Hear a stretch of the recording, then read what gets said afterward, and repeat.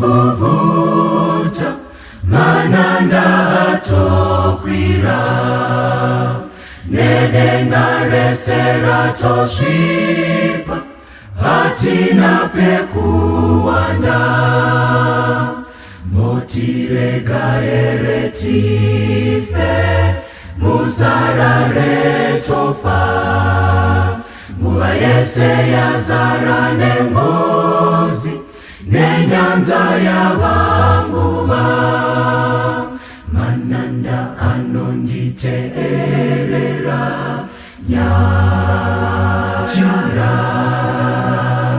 kana kushatirwa kwenyanza mashavi kana vanhu kana chinyi mvura inganyudzi ngarawa muna tenzi wenyanza nepasi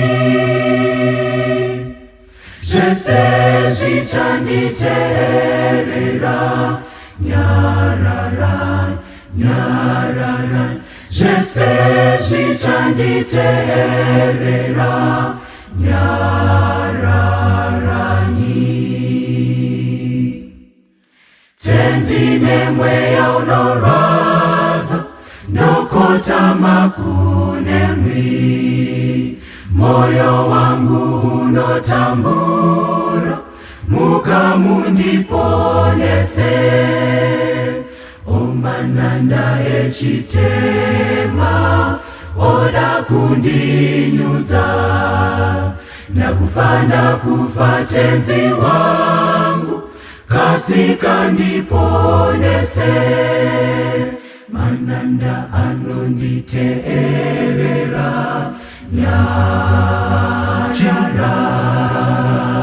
kana kushatirwa kwenyanza mashavi kana vanhu kana chinyi mvura inganyudzi ngarawa muna tenzi wenyanza nepasi zvese zvichanditeerera nyarara nyarara zvese zvichanditeerera nyararani tenzi kutya kwazopera zvese zvazozorora nenyanza yazoteramira denga razova pedyo chimiranyi mununuri musandisiyeba ndichasvika kumahombekombe ndizorore ikweyo mananda anonditeerera nyachira kana kushatirwa kwenyanza mashavi kana vanhu kana chinyi mvura inganyudzi ngarawa muna tenzi wenyanza nepasi zvese zvichanditeerera nyarara nyarara zvese zvichanditeerera nyararani.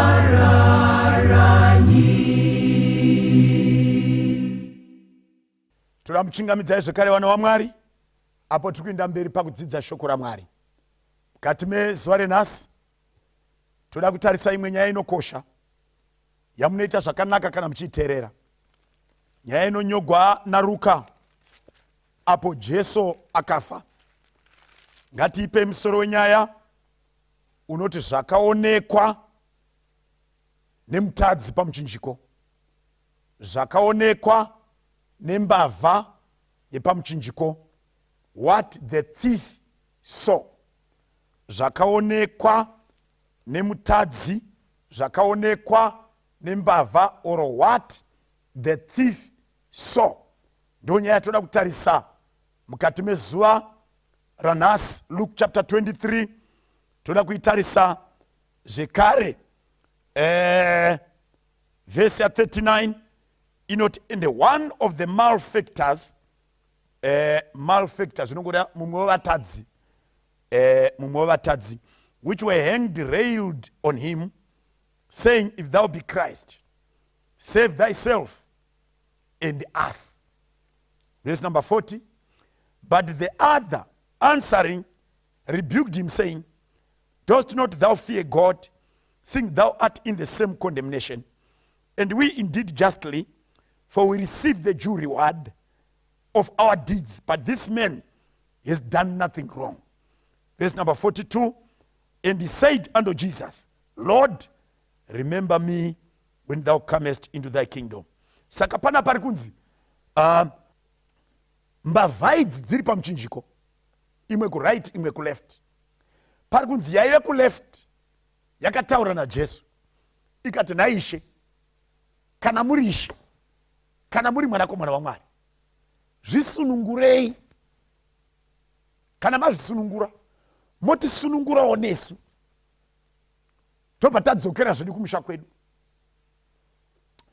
Now this is very serious, pakuti vakomana ava vakarovererwa naJesu vanorepresenta magroups mairi evatadzi vanorarama panyika.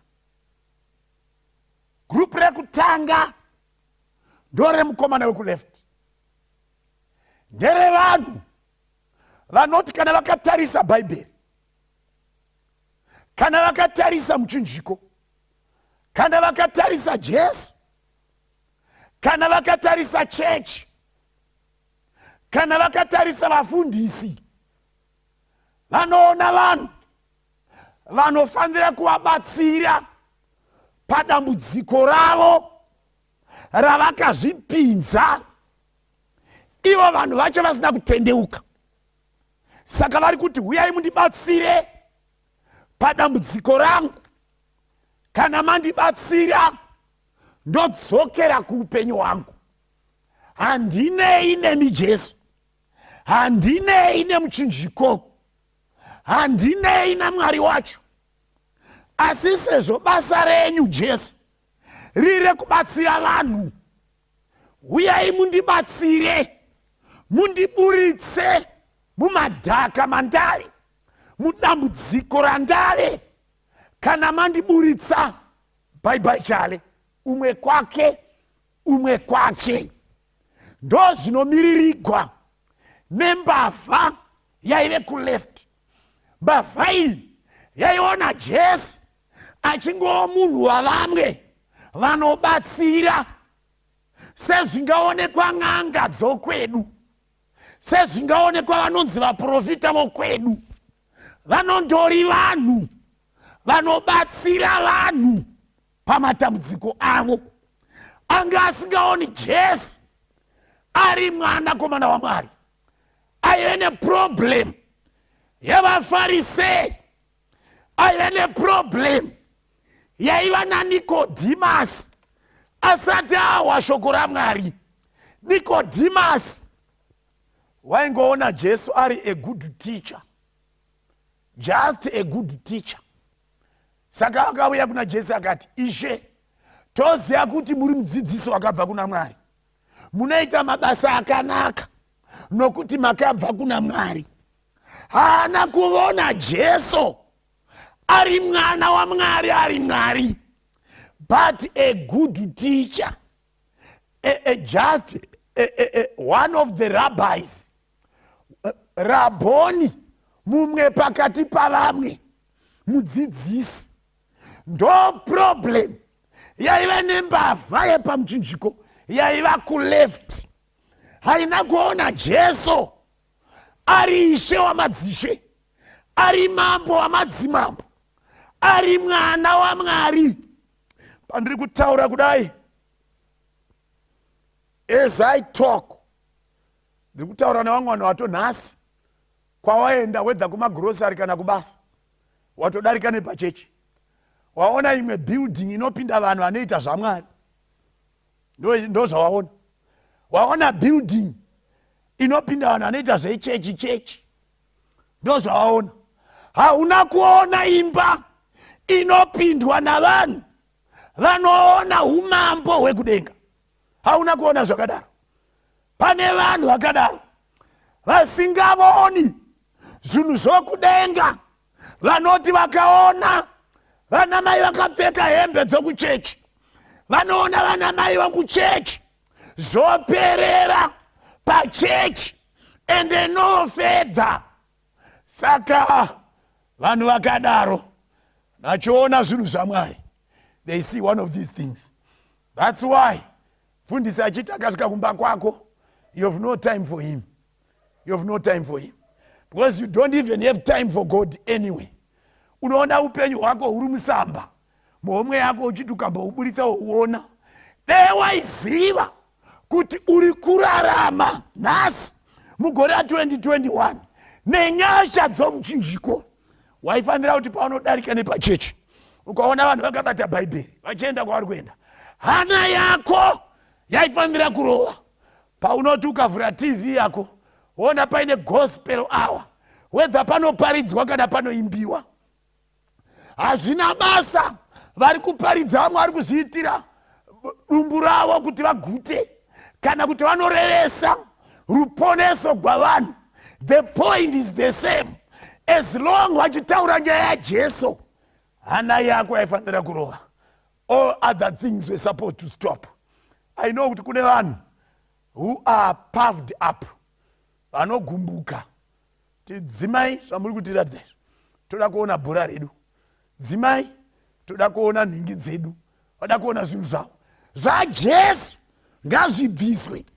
The same person ndiye anoti mai vake vafa, onzi mufundisi varipi, vazoita munamato. Because patime iyoyo reality dawns on you kuti apa patalapa kwakuda vakuru. But ndinofara nembavha yaive kuright. Mbavha yaive kuright inotsiura shamwari yayo yoti iwewe uite kwazvo. Taifanira kuudza vanhu vanoti, unoona even parufu ndakazviona, unoona kuti kana vanhu vachiita kupupura kwavo, ndarasikigwa anga akadai hama yangu, vamwe vacho vachinyepa, vanotora their time. They take their time. Panogona kutora 1.5 hours maspeech achipiwa. Kana time yamufundisi kutaura soko, vanoti ngaataure 5 minutes, azorore, agare pasi, atisiye tiende. Because mupfungwa dzevanhu hamuna nguva yaMwari. God has no place in you. Regai ndimbokutsiurai nhasi rufu gusipo. Ndikuzivisei seuyu akazivisa hama yake kuti uite kwazvo, pendera mumba watorwa arege kuona. Jesu haana chaatadza. Isu tiri panyaya dzedu, iwe unozviziva. Hanzi akati apedza kutsiurana neshamwari yake, akatendeuka akatarisa kuna Jesu. Ndo pane nyaya yedu. Zvakaonekwa nomutadzi. Hanzi akatendeuka akatarisa kuna Jesu akati, Ishe, mundirangarirewo kana mopinda muumambo. Praise God. Yaiona a mere man, a prophet of miracles. Yaiona Ishe. Yaiona zvichiperera ipapo. Ngatiburutswe pamatanda patakahemwa, tidzokere kumadhiri edu. Yaiona seri komuchinjiko, zverino pasi zvaitwa zvapera, zvaguma yadaidzira, wamandadzarira, mabhuku oupenyu apetwa. Yaiona seri kwoupenyu hwamasvosve namajuru, yaiona seri kwamadhiri, yaiona seri kwemadhaimondi nendarama, yaiona seri kwamagonyeti namabhazi nemishikashika, yaiona seri kwekukroswa kwamabhodha, yaiona seri kwazvo. Yakaona Jesu akupinda paumambo, akadaidzira achiti, Ishe, kana mopinda muumambo mundirangarirewo, kana mopinda paushe mundirangarirewo. Pfungwa dzangu dzinondiudza kuti handizvo zvaakaona chete. Anga akatarisa Jesu ari mukurwadziwa, mbambo dzakarovegwa, akasungirirwa muviri uchiremera muviri wawo. Akatarisa Jesu, akamutarisa kubva kumuvhudzi kusvika kutsoka.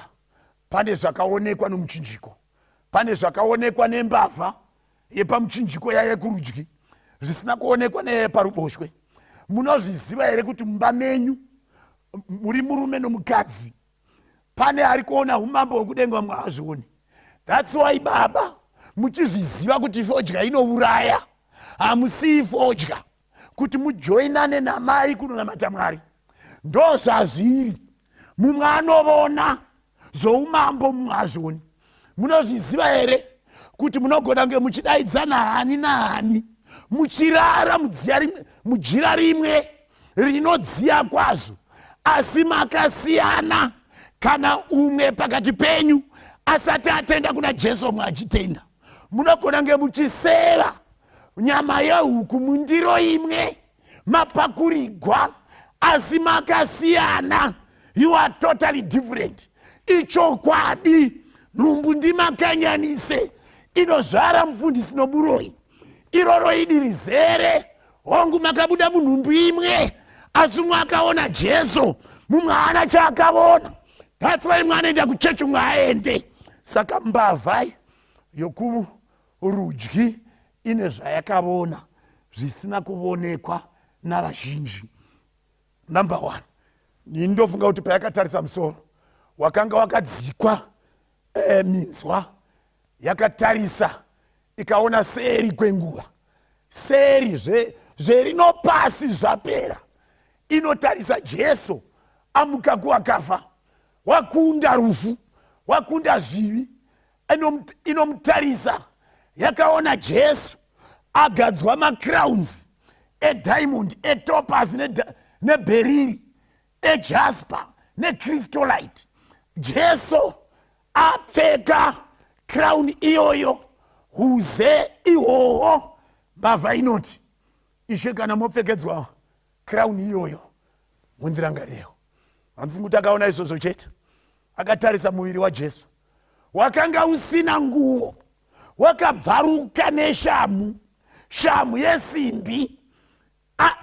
Anotarisa ropa richivhinza, anoona seri kwenguva, chinoora chapfeka kusaora, chinofa chapfeka kusafa.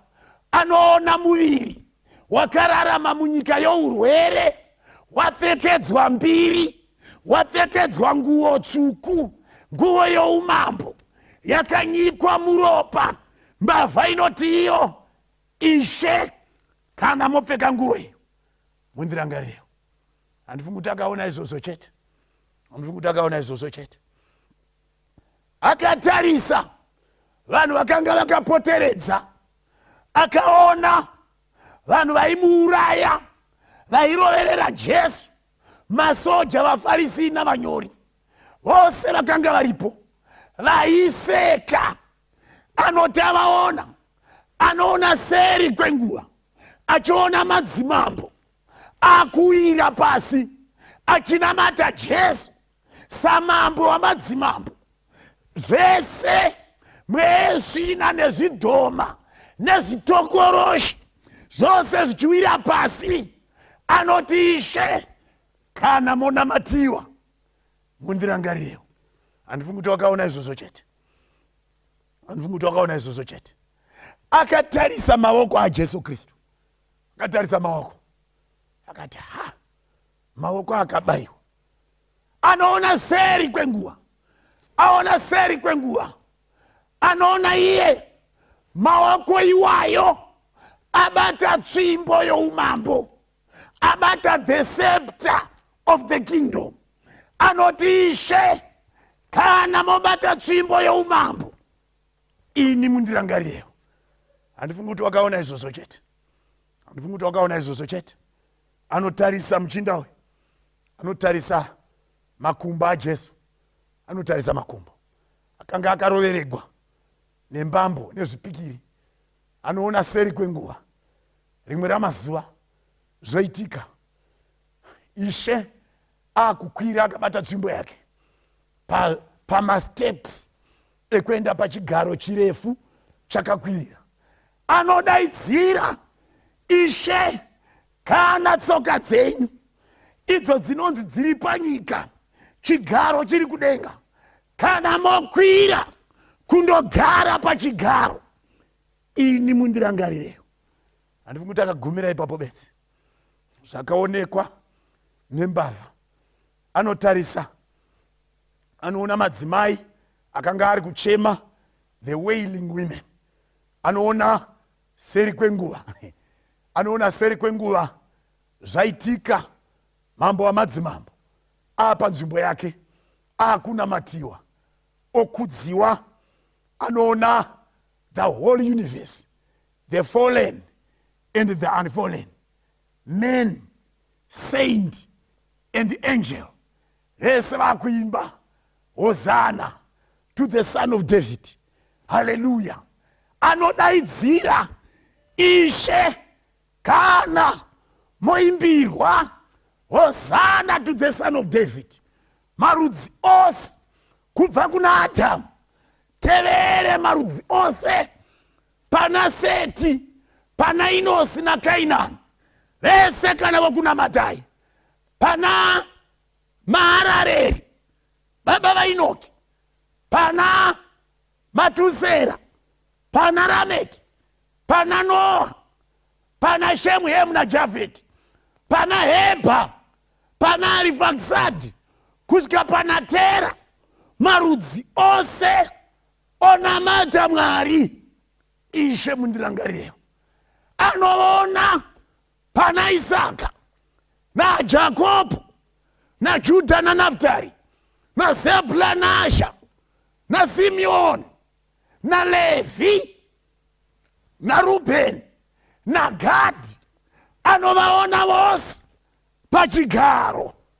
Anoti Ishe, when the 12 tribes sing and praise and shout Hosanna to the Son of David, Ishe mundirangarire. Anoona ana Moses achiyambuka gungwa aine vana vaIsraeri vari murenje, chingwa chemana chavakadya murenje chopakugwa, vonwa mvura yakabuda padombo, dombo romusarasara. Anoti Ishe, kana vakudya chingwa pamberi penyu, pamberi pechigaro, mundirangarire. Kana vonwa mvura inoerera ichibva pamwoyo waMwari yoenda parwizi rwemvura yeupenyu ichidiridza muto upenyu, kana vomwa mvura iyoyo, mundirangarire. Ndo neniwo pandinoti Ishe, neniwo mundirangarirewo. Hausi munamato wako here kuti Ishe, neniwo mundirangarirewo? Kana uri munamato wako, ona zvisina kuonekwa nevamwe, ona zvisingaonekwi nevamwe. Kaona munhu akabata Bhaibheri, abata simba revhangeri, abata ruponeso. Munhu achisiya misha, achikiya madhoo akuti ndakuenda kuchechi. Hakuendwi navarombo chete. Even the rich people go to church. Hakuendwi navasina kudzidza. Even vane maPhDs variko kuchechi. Usafunge kuti mafuza, maduende vakaona zvisina kuonekwa nemaYunivhesiti, vakaona zvisina kuonekwa navamwe vane mari, vakaona zvisina kuonekwa nevane mazita makuru nemitupo inoera. Chero newe unogona kuona kubva pazuva renhasi. Iti Mwari, ndibatsirei kuona. Kana ndaona, mundirangarirewo. Kana mopinda paushe, ndakukunamatira. Baba wedu vari kudenga muzita raJesu, tinomukudzai nekumutendai. Tibatsirei Mwari kuona zvisingaonekwi nerudhende, zvisingaonekwi nepofu, zvisingaonekwi noruzhinji. Tione zvinoonekwa nevanoponeswa.